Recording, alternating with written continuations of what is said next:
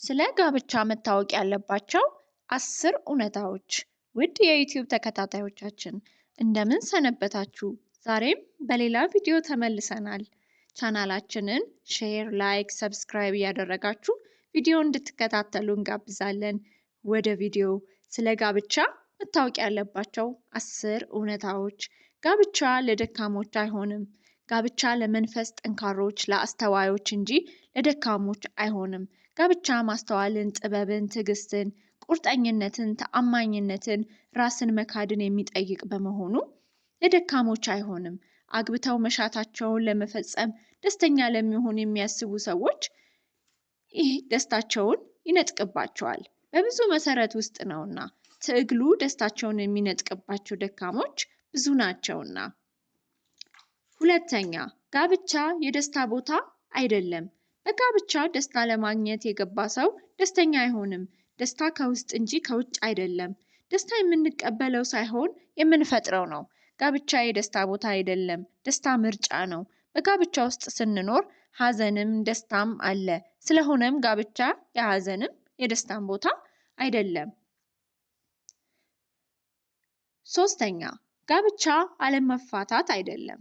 ጋብቻ ሁለት ጥንዶች አብረው ስለኖሩ ብቻ አልተፋቱም ማለት አይደለም። በንብረት፣ በልጅ፣ በይሉኝታ፣ እግዚአብሔርን በመፍራት አማራጭ በማጣት በጉልበት ተይዞ የሚኖር ሰው ብዙ ነውና እነዚህ ሰዎች አማራጭ ቢኖራቸው ጋብቻቸው አሁን አይኖርም ነበር። ጋብቻ አለመፋታት ብቻ አይደለም። አራተኛ፣ ጋብቻ ለሌላው ለመኖር ነው። ጋብቻ ስለሌላኛው አጋራችን እንጂ ስለኛ አይደለም። ክርስቶስ ለቤተ ክርስቲያን ሞተ። ክርስቶስም ስለ ራሱ እንዳልሞተ ባልም ስለ ሚስቱ እንጂ ለራሱ አይኖርም። ቤተ ክርስቲያንም ለሞተላት እንደምትኖር ሚስትም ለባሏ እንጂ ጋብቻው ለእርሷና ለእርሷ ብቻ አይደለም። ጉድለት ልንሞላ፣ ረዳት ልንሆን፣ ልናገለግል እንጂ ለእኛ ጥቅም አላገባንምና። አምስተኛ፣ ጋብቻ ከሶስተኛ ሰው በፊት ምርጥ ነው። ጋብቻ የጥንዶቹ ብቻ ነው።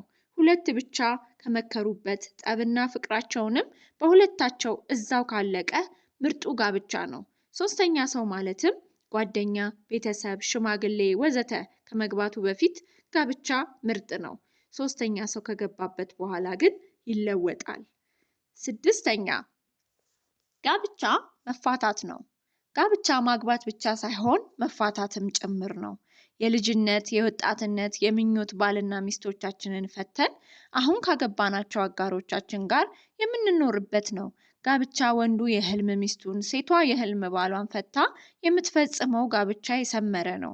ሳንፈታ ካገባን እውነተኛውን ትዳር ይረብሽብናል። ለማግባት መፍታት ይኖርብናል። ሰባተኛ፣ ጋብቻ ማህበራዊ ተቀባይነትን ይጨምራል። እንደሚታወቀው ያገባ ሰው በማህበረሰብ ክብርን ያገኛል። ያገባች ሴት ትከበራለች፣ ያገባ ወንድ ይከበራል። ይህንን ማህበራዊ ተቀባይነት ለማግኘት ሲሉ የሚጋደሉ አሉ። ይህንን ማህበራዊ ተቀባይነት ላለማጣት ሲሉ በጋብቻቸው የጸኑ ብዙ ናቸው። በየትኛውም ማህበረሰብም ሆነ ሃይማኖት ጋብቻ ያስከብራል። ስምንተኛ፣ ጋብቻ ለሁሉም ሰው የተሰጠ አይደለም። ከእናታቸው ማህፀን ጀምሮ እንዳያገቡ ጃንደረባ የሆኑ አሉ። እንደ ሐዋርያው ጳውሎስ በምርጫ የማያገቡ አሉ። ጋብቻም የጸና ስጦታ ነው። ለሁሉም ሰው የተሰጠም ግን አይደለም። ዘጠነኛ፣ ጋብቻ ስልጣን ማጣት ነው። ጋብቻ በራስ አለማዘዝ ነው። የፈለጋችሁበት ቦታ መሄድ፣ የትም ማደር፣ የፈለጋችሁት ሰው ጋር መገናኘት፣ ጊዜ ማሳለፍ፣ ማምሸት ስትፈልጉ፣ መስራት ስትፈልጉ ስራ ማቆም፣ የፈለጋችሁበት ሀገር ሄዶ መኖር ወዘተ የለም። በጋራ መወሰንን እንማርበታለን። ስልጣናችንን የምናስረክብበት ቦታ ነው ጋብቻ። ደግሞ በገዛ ስጋችን ላይ ስልጣንንም እናጣለን። በእኛ ሰውነት አጋሮቻችን ያዛሉ እንጂ እኛ አናዝበትም። ጋብቻ ስልጣን ማጣት ነው። ጋብቻ ምርጫ ነው።